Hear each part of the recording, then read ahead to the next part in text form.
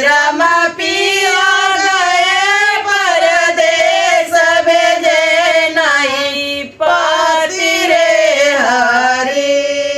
हरे रामा पिया गए परदेस भेजे नहीं पति रे हरि।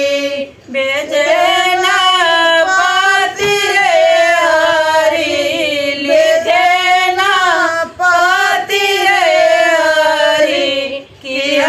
रामा पिया गए परदेस लिखे ना पति रे हरि।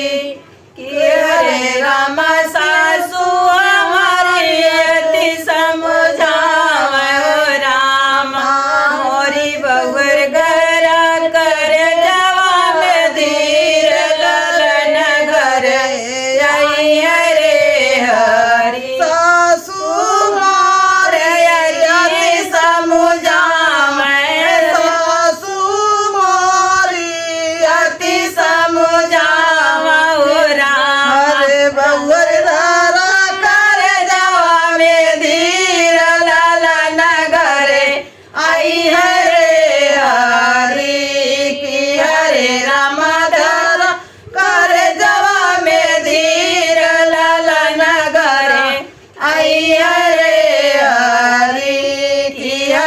रामा पिया गए परदेस लिखे ना पति रे हरि।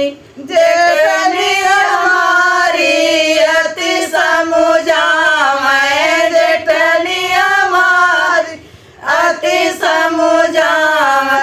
कि हरे रामा हरे छोटी धा